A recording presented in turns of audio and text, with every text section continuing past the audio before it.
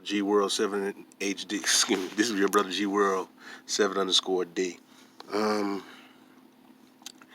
always tell you to pay attention to certain things. Right here, I have the book, The Return of the Serpents of Wisdom.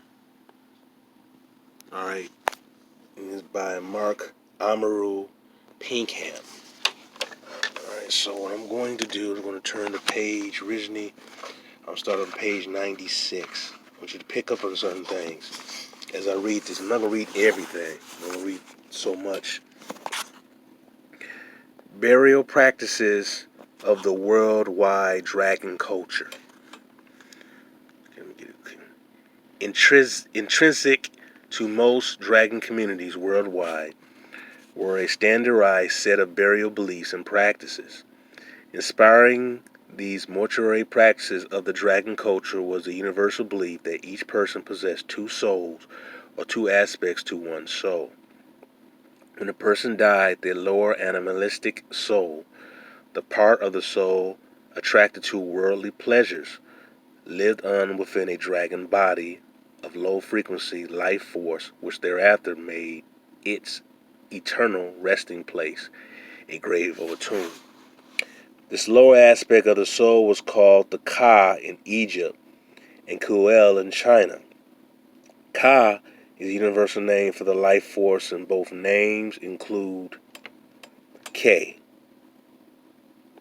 thus making them true dragon bodies. By contrast, the higher aspect of the soul, that which is primarily attracted to heavenly delights and communion with spirit, left the grave and ascended within a dragon body of very high frequency life force, that which manifests as pure thought and light, to the upper paradise realms of the universe.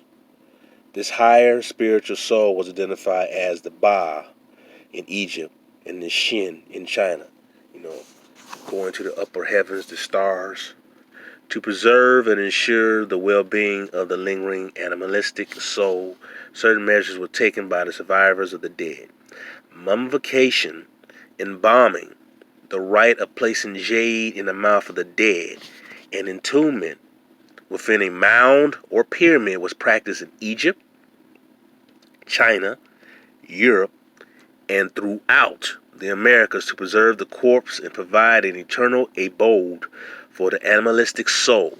In order to continually nourish the animal soul, partition rooms were constructed within pyramids or adjoining the tombs of the dead, and offerings of food were daily made within them to the deceased, Ka or Koel.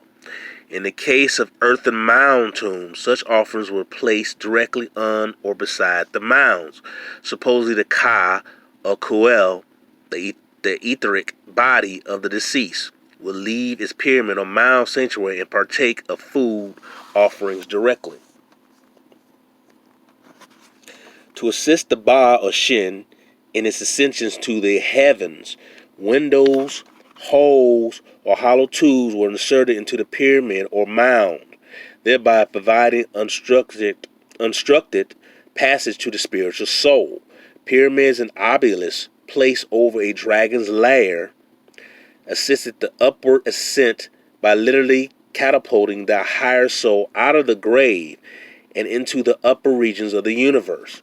During this upward ascent, the spiritual soul was expected to travel through many intermediate realms before finally reaching its destination in the highest heavens.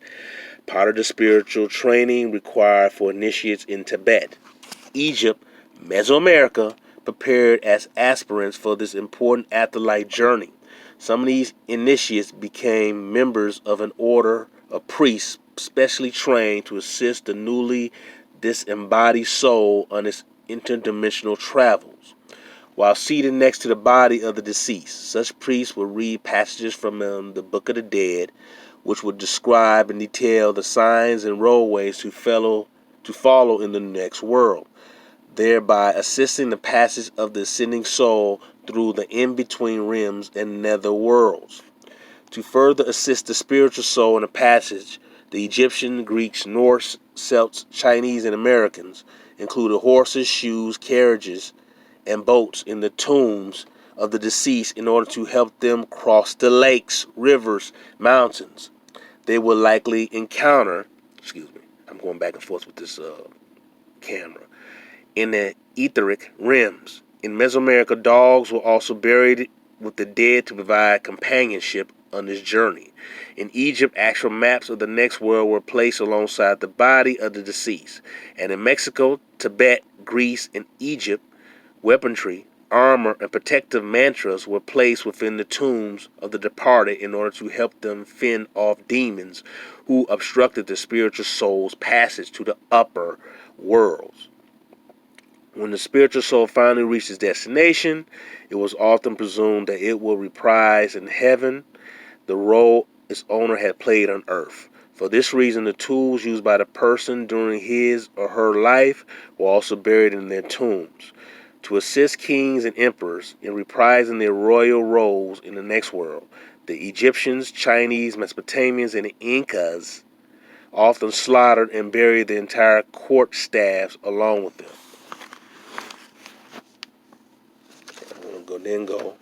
I'm going to go over to this page 168. The Olmec Serpent people.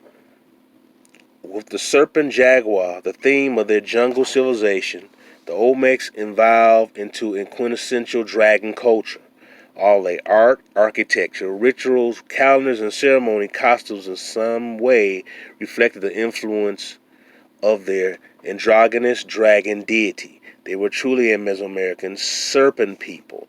The Olmecs were eventually immortalized as a serpent people by their ancient artists. Images recovered from certain Olmec excavations represent these serpent people as having snake-like heads, serpentine facial features, and or dragon-like bodies. A large disposite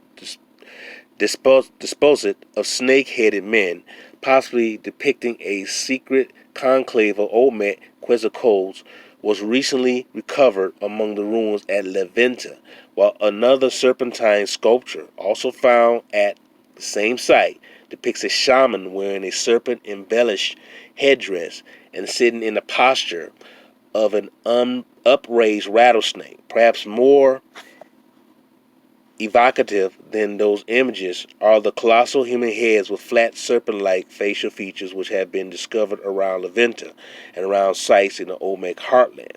These gigantic stone heads of Quetzalcoatl priest king, some of which are 10 feet tall and possess distinct caps or helmets alongside with flat lips and noses. Alright, that's the Olmecs. I'm going further down. Because I'm making a point here. The Mayan serpent culture. Alright? The Mayan serpent culture. Paralleling their sibling cultures, the Olmecs and Toltecs, the Maya regarding the primal serpent as an integral part of their lives. According to accepted philosophy propagated by the Kukulkan priests, the universe was created by the primeval serpent and its progeny. The sea, the earth, the sky, and the cycles of nature were intimately associated with the great beast. The earth was formed on the back of a great aquatic reptile. The sea, with its undulating waves, was called Can or serpent, and the cycles of time reflected the birth, growth, and death of the serpent. Since the universe was a reflection of primal serpent, the Maya acknowledged that to be the harmony with the cosmos required aligning with the shape, movements, and cycles of the cosmic serpent. In their quest to achieve this goal, they studied the design found in physical snakes and patterned their creation accordingly, states the Mayan scholar Jose Diaz Bolio. Mayan art, architecture, geometry, and religion all derive from the Mayan rattlesnake. Okay. Crotalus duricis tebscan is skin pattern, the four vertex, the Kenamayati, which in Mayan means four corner, square, shows a basic symmetrical design coinciding with this rhomboid pattern are the outlines of the Mayan thatch roof house, the pyramid, the temple roof vault, or the false arch, the design of the Mayan blouse, and even the flattened forehead of the Mayan himself, the Mayan serpent priesthood. Like the Aztecs, the Mayans had a stratified priesthood, and similar to their neighbors, the goal of Mayan life was to ascend to the upper ranks of the sacerdotal hierarchy and become a serpent priest in Kukulkan. Near the bottom rung of the Mayan hierarchical ladder were two classes of priests intimately involved with Mayan sacrifices, the Nakums and the Kaks. These priests superintended the sacrifice of plants, minerals, and animals.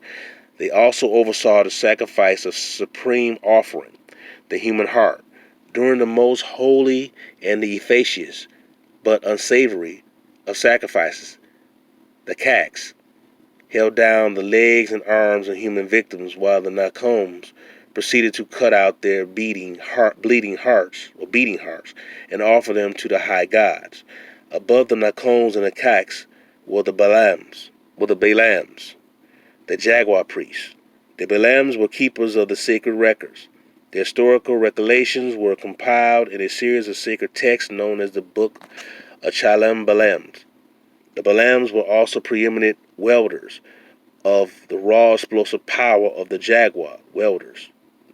Remember that welders smiting, or like I said, there was miners here. Raw explosive power of the jaguar, which they used for both soothsaying and healing. They were a branch of serpent jaguar people which once inhabited an area stretching from the Olmec heartland to Chavan in central Peru. Near the top of the Mayan sacerdotal ladder were the chief priests, known both as the Ayu, Kan, Maya, or serpent priests, and the Kin, Maya, or solar priests. These priests embodied the light and wisdom of the solar spirit while wielding its explosive serpent power. They were the main officiants of the Mayan religious ceremony and oversaw all sacrifices and initiations. At the pinnacle of the Mayan spiritual hierarchy was the priest king, a descendant of official representative of the lineage of the Kukulkans, which stretched back to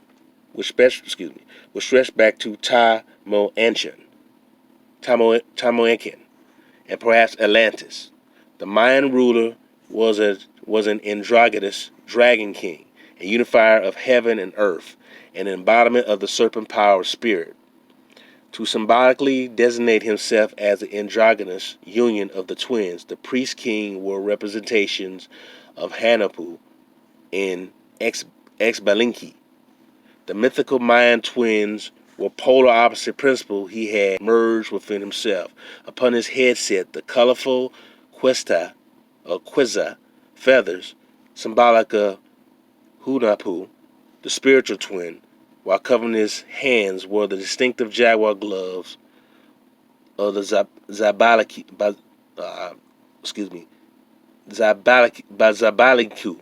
the jaguar and material twins. When functioning as a cosmic tree and welder of the serpent jaguar power, the Kukulkan priest king was believed capable of channeling through his body the highest and most explosive frequencies of life force. He could either use the frequencies for his own spiritual transformation, or radiate them into the surrounding area for the material prosperity of his subjects. Okay, I'm going to stop right there. I made a mistake in pronunciation with a couple of them, but I knew it. But what I want to emphasize is that I talked about right there the serpent. Now, when you look at Bonaparte, you see them people with braids in their hair. You see when you go to the Minoan Cretians, you see braids in their hair. Lots of times those braids or locks was honoring the serpent god. All right, and that's what I believe. That's honoring the serpent god and the serpent belief, the serpent power, serpent energy. So when you look at a lot of those individuals that you saw in braids in the ancient America with the long locks in the head, A lot of that has a lot to do with the serpent belief. And that's my conclusion with that. I really feel that has a lot to do with the serpent belief. Serpent energy. You have a lot of these serpent mounds in America. You see some of the pharaohs. Some of the pharaohs, particularly Tutankhamun, where you see the serpent on one side of his head, and then the bird on the other side of his head. You know, lots of times you just see him with you see some images with him with the serpent. That serpent power, serpent energy, serpent spiritual belief was honored throughout the globe. So, in order for that to have that same type of belief system, you have to travel around the world and then spread that ideology around the world. You weren't just isolating and separating like a lot of these archaeologists try to preach and say. They try to have all these civilizations isolated and separated, call them that they just built up. They built themselves up separately. That's impossible.